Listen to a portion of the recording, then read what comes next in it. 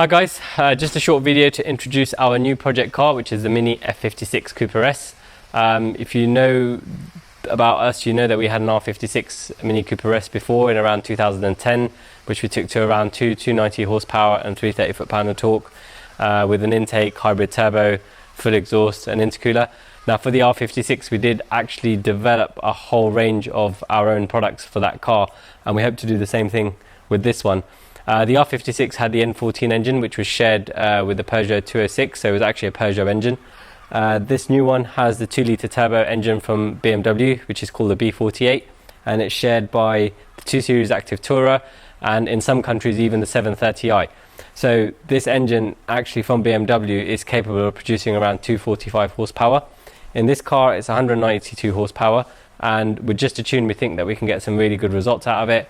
After that we'll develop the intercooler, an exhaust system. We're still thinking about whether to do the full exhaust system, but we'll definitely have downpipes, and also eventually we'll be using the car to develop a carbon intake for it. The reason why we went for the F56 was that we needed to replace the R56, which we did sell a while ago, but it's a car now that's getting up to 3 years old, so it's getting into more people's hands. The R56 did really well for us in terms of business. And it's a fun car to drive, to be honest. It's a small, fast car. It handles really well. We've already picked up some parts that we will be putting on the car, like the downpipes, the Bilstein coilovers. We're hoping then to do a set of forged wheels, some bigger brakes, and then maybe exhaust, and as I mentioned, the intake. So yeah, I'm really looking forward to what we can do with the car and where we can take it. I'm hoping to track this car as well, so it'll be interesting to see what it's like on track. We'll go out and take it for a drive now, so you can see what our initial impressions of it are. And then as time goes on, as we're doing the modifications on the car, we'll make some more videos to keep you updated as to how we're progressing. So this is the first of the new generation Minis that actually has a BMW engine rather than an engine made by a different manufacturer. The R53 had the engine by Chrysler, which was shared in the Neon, and the previous generation R56 in the Cooper S used the N14 model, which was basically a Peugeot engine that was used in the 206 GTI. Now that was a 1.6 litre engine. This new one has a 2 litre BMW 4-cylinder engine, and we're quite happy about that because the N14 did have its fair share of issues. It's very inconsistent. So the car has 3 driving modes. So far I can tell that the throttle response is different in each one, and the steering is slightly heavier in the Sport. So the car starts you off in a mid mode. If you flick the toggle near the gear stick to the right, it puts it into green mode, which is for economy, and you can immediately feel the throttle requires a lot more input to get going. Mid is, yeah, the throttle response is vastly improved in that. And then fun mode, which is called Sport mode, and I love the humour here. It says maximum go-kart feel, and it's got a little picture of a go-kart and a rocket. I don't think there's any actual power difference between the 3 settings, but it does feel like the throttle response and steering feel is changed. So the engine itself has a 192 horsepower. It's actually a detuned engine because the same engine now is used in the Active Tourer, which goes up to 245 horsepower in its highest trim. So we know the potential for tuning these is going to be huge. Even with just a map, I think we're going to get very close to 300 horsepower.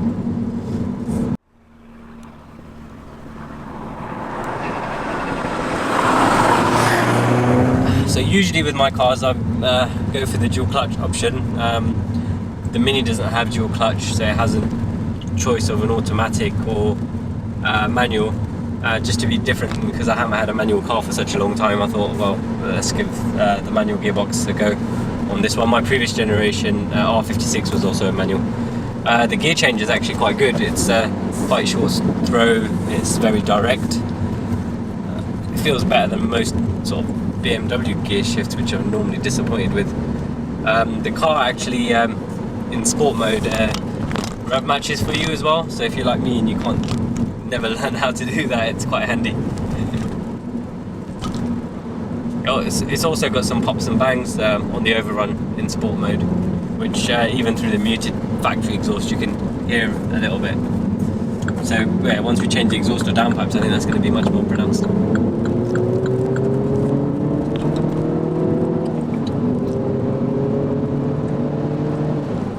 So yeah, even in standard form, it's got plenty of poke for quite a light car. It's got, feels like much more torque than the R56 1.6 litre had.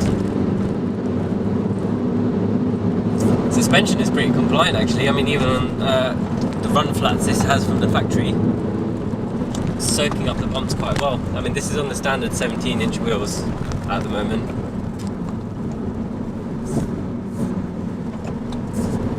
But yeah, I mean, over these B-road that we're normally testing on, it's coping with the bumps and undulations in the road really well.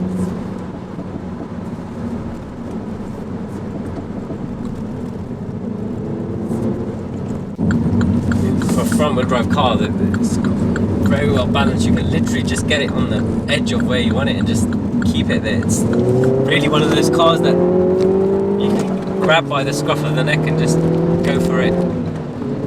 You're not doing crazy speeds either, like you are in some of the more powerful cars. So I've done a couple of long journeys in the car on the motorway, and for a small car it's actually pretty comfortable. Soaks up the bumps really well, can cruise at a steady speed on the motorway, so you can make good progress. And it doesn't really feel like you're driving a small car, to be honest.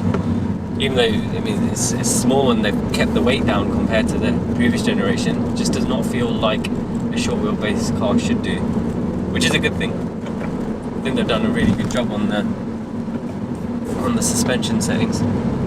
So this model doesn't have the active damping. Now, we did that on purpose because we knew that we would be fitting some aftermarket suspension. So I'm not sure what the adaptive suspension one's like. I've not actually driven that one, but it'd be interesting to check it out at some point.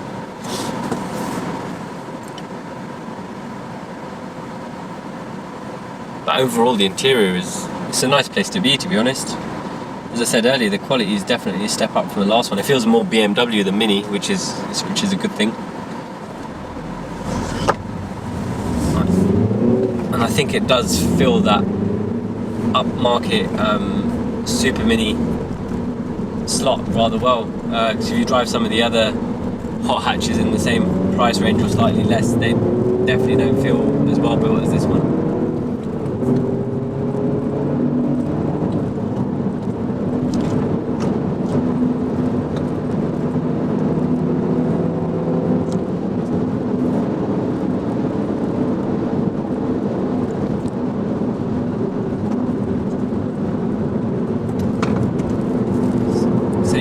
Handling the bumps pretty well, but there's a lot of lean in the car.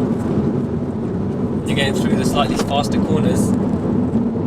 Still confidence inspiring, but it's definitely something that could be improved.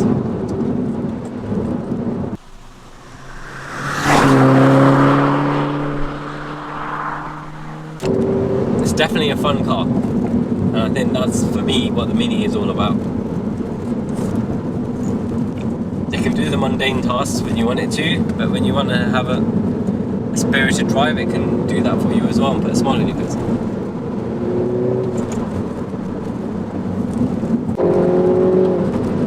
So this is a typical B road. Being in England, it's windy and not the flattest surface, it's quite bumpy. The car's soaking up the bumps really well. The steering feels pretty well weighted. I like the weightedness in the sport mode. It's a bit more direct than in the other modes. It's pretty compliant, so it can kind of cruise over the bumps without being unsettled too much. It's got enough power to kind of keep you entertained, but we know that it can be improved quite a lot. In standard mode, there's a little bit of understeer when you're coming around the corner and accelerating out of it, but that's only to be expected from a front-wheel drive car.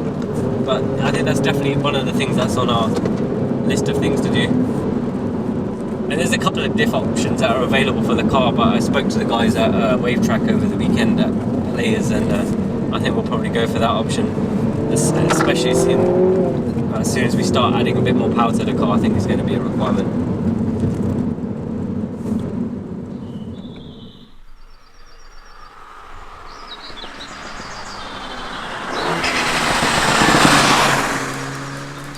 In regards to suspension, I think that the higher speed, sort of longer bends, it does feel slightly like it's got a bit too much roll, but the suspension is very high from stock, so hopefully when we put some Bilstein coilovers on it and lower it, that will cure that. This is on the stock 17-inch wheels as well. It has run flats, which are not normally the most compliant tyres, but they grip pretty well.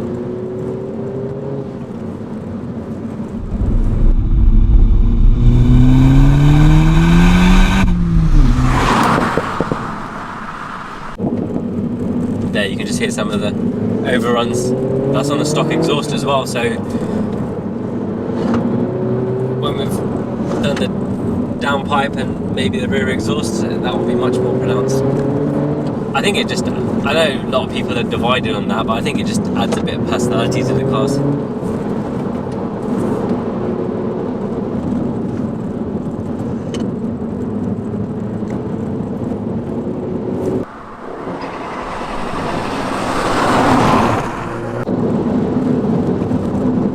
At least this is one of those cars that just inspires a lot of confidence, and you can just get in it and drive. Maybe I feel at home in it because it's so similar to my last one. So the R56 we had was a 2008 model, had the full JCW aero kit, and obviously we upgraded the suspension and the brakes, and I think almost everything. We were up to about 290 horsepower and 330 foot-pound of torque in that car. It was great fun. But I think this definitely has the potential to be better than that, because the weight hasn't gone up much, and we know that this engine is de-restricted from the factory, so we know it's capable of a lot without a lot of modifications.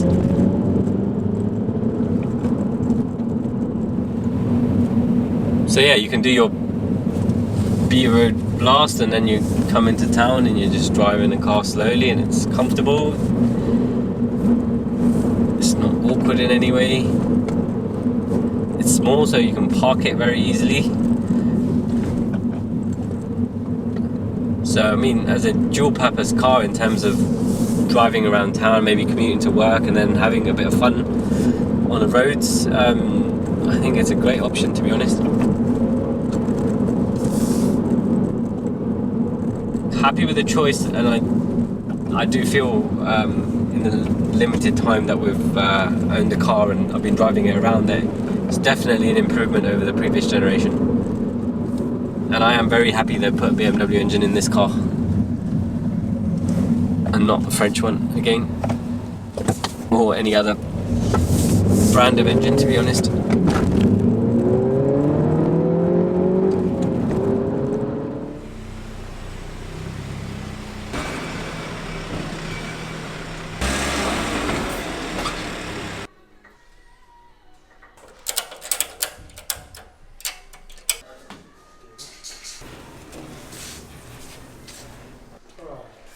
We've just put the car on the dyno, so we're going to give it a run and see what horsepower it's making standard. Currently the car is completely stock. It's running V-Power 99 octane fuel. As I said, BMW rate this at about 192, but I've got a feeling it's going to make a little bit more than that. It's quite warm in here today. I think the workshop's reading about 31 degrees, so it's quite humid. But let's get it on the dyno and we'll see what it's doing. We're also using some logging software for Android, which is called Torque. It's readily available, it's quite cheap. We do have the BMW factory tools, but it takes quite a long time to set up. So if anyone has Android or iPhone, you can get this app for it with a Bluetooth dongle, and it literally can log everything. So Matt, if you just want to show them some of the gauges we're looking at. So we're going to look at inlet temperatures and boost pressure on this one. It can also look at the temperature of the exhaust gas temperatures, which is useful for tuning. So yeah, we'll give it a go now and see what power it's making. Before we dyno the car, we have to put the car into dyno mode. The reason why we have to do this is because our dyno does not have a linked roller between front and rear, so the front and rear road speeds would be different and the car would get confused and wouldn't actually give you a proper reading. The way you set the dyno mode up is push the start button once without your foot on the clutch, so the ignition is on and the gauges are illuminated. When you're on the main menu, you want to hold the odometer reset button for around 10 to 15 seconds until you get to the list menu. Now we'll get to the service menu first. You want to ignore that and keep your finger on the button until it gets to the list. Okay, now to scroll down, you click once, and the one you want is the start roller. Once you've selected this one, you hold the button down again until it selects it. Mode ESC off, which is the one we want, so you push it again, and that's how you turn the car into dyno mode.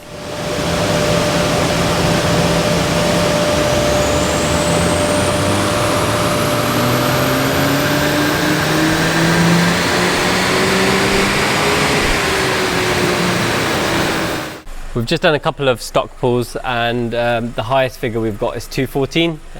So as I said, it did feel like it was a bit stronger than what Mini BMW were quoting. So it's not a bad starting point. It's also making around 235 foot-pound of torque as well. So you can see it drops off towards the end. It is very hot today, so the car's probably pulling some ignition timing at the top end. We've already developed a stage 1 map for this car, so it's making around 290 horsepower. You do have to bench flash the ECU, which means you have to pull the ECU out of the car, open the casing, and then flash it directly. But once we've done that, we can also unlock it for OBD. So once we've done that, we can use our Evolve R cables, which work with Windows, plug into the OBD port, and then mini USB to USB on the laptop, and then you can actually flash back to stock and flash any updates that we may have. So it makes it quite handy. So we're just going to go ahead and flash the stage 1 map to the car. So the OBD port is in the driver's side footwell. You just open it like so and place the cable in the correct orientation.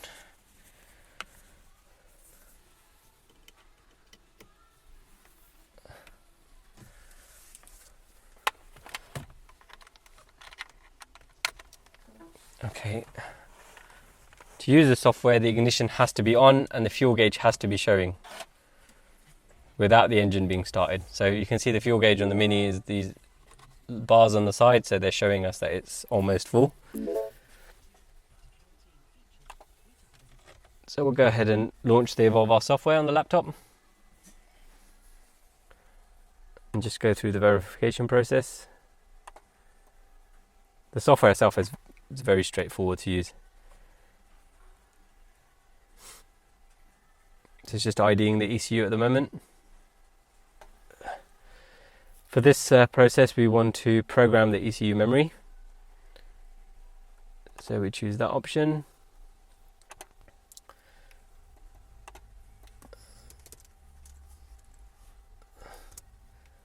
Find the correct folder. So we're loading in the stage 1 map today, which we've already developed. So we'll go ahead and open that, and then the writing process will start. Now it's very important that if you're doing this, that you don't disturb the cabling going to the OBD port or the computer, because otherwise you'll have a write failure, and that means the ECU could have to come back to us to get recovered. The safest way to do that is actually not to be in the car like I am when you're flashing it. So leave your laptop on the driver's seat basically and stay outside the car. So as you can see, the ECU's flashing the file in at the moment. It takes around 1.5 minutes, so it's pretty quick. Don't worry about all the warning lights on the dash, that's completely normal while the ECU is being flashed.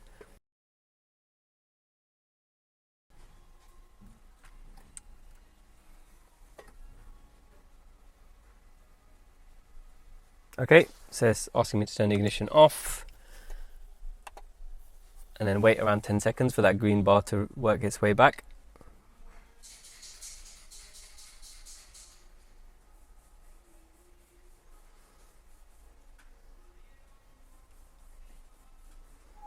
Okay, it says ECU has been successfully programmed.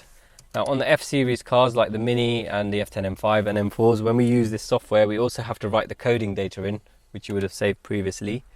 So we go into the diagnostic setting, write coding data, select the coding file, and it says coding has been written successfully, so we're good to go. So now I can unplug the cable and start the car.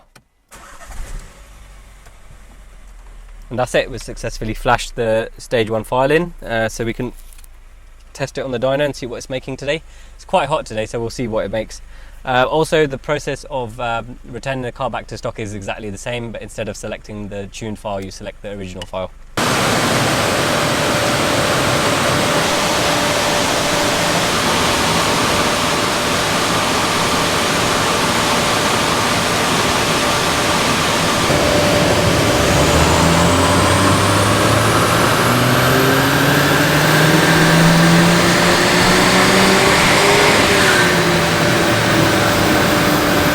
So we've just dynoed the car on stage 1 and we've made 291 horsepower and around 360 foot-pound of torque, which is a fairly good result from just a tune. So this engine is a detuned engine from the factory, and that's why we're able to get such big gains out of it.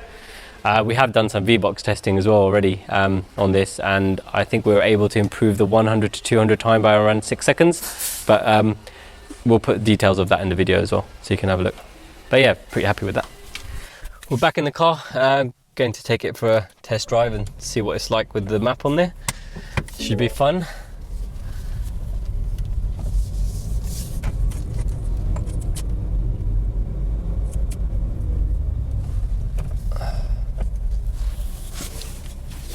Better get the belt on before I hit the public roads, eh? It's so hot today. Scorching 31 degrees. Good for tyre grip, not so good for inlet temperatures. Okay.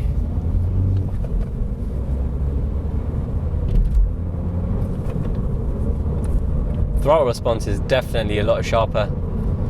You feel the turbo spooling up a little quicker as well. It's got like an extra 125 foot-pound of torque now, which is pretty insane. Yeah, the mid-range pull is absolutely nuts.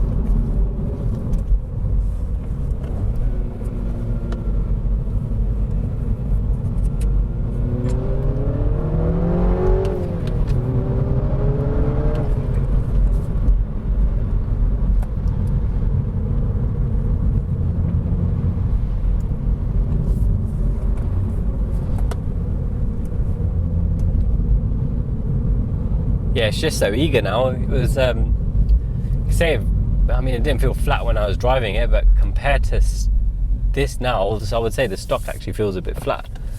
And I was happy with that when I was driving it, but the difference is pretty amazing.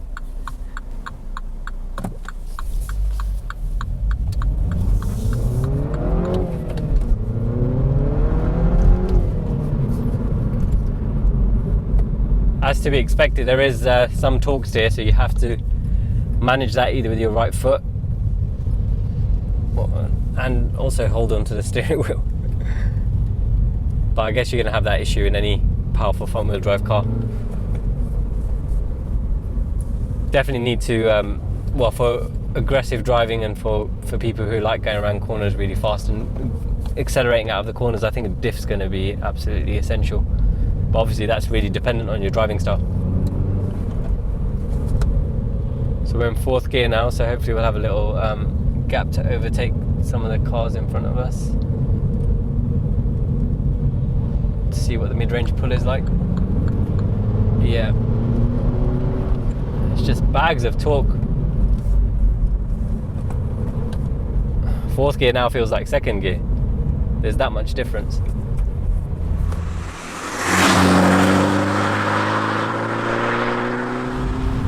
Now we did V-Box the car when it was standard, and we V-Boxed it again now the car's tuned. So 100 to 200 kph, which is around 62 to 124. The car was, stock was around 18.5 seconds.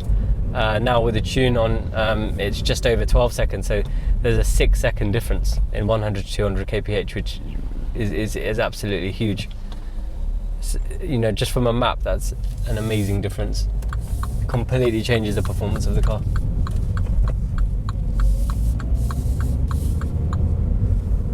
And the good thing is there's more to come yet. The engine is actually capable of producing more, but we're going to have to cap it a little bit to protect the clutch and the drivetrain. But it does mean for future, if people do fit upgraded clutches and hardware, that the setup from the factory is capable of making more with just software.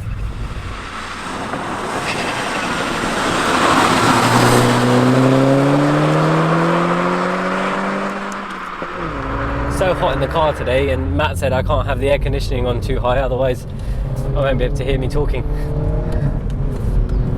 Oh. It is devastatingly quick for a little car.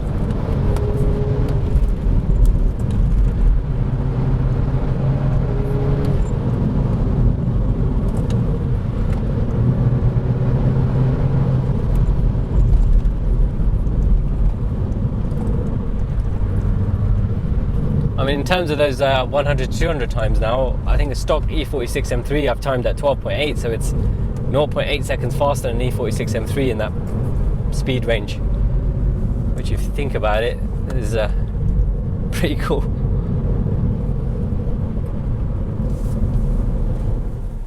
So overall, satisfied with the way the car's performing. Hopefully we'll be going to Santa Pod on the 2nd of July, so we can see how it does in the quarter mile times. But the 100 to 200, very, very happy with that. By the way, we didn't do it on the public road. So we've got some good plans for the car. Obviously we've tuned it already. We're going to develop an intercooler. Eventually we're going to develop an intake. Bilstein coilovers, the B16 kit. Then we're going to develop a decatted downpipe and maybe a sports cat downpipe, and we'll have a look at see what the exhaust sound is like. But I've got a feeling just with the decat, I think the exhaust is going to sound pretty good without any drone. Apart from that, I think we'll probably fit a differential at some point, more than likely the wave track. Apart from that, I think the car's is just fun as it is, and I think we're just going to continue trying to improve it wherever we can. I will try and take it on some track days as well to enjoy it, like I did with my last one. I think the car is going to be an important car for Evolve as a business, because we did very well with the R56 model, and I think this is just going to be an evolution of that. So keep an eye on the project. We will try and document as much of it as we can for the YouTube channel. Like the video, share it, and subscribe to our channel if you haven't already. I'll see you guys next time.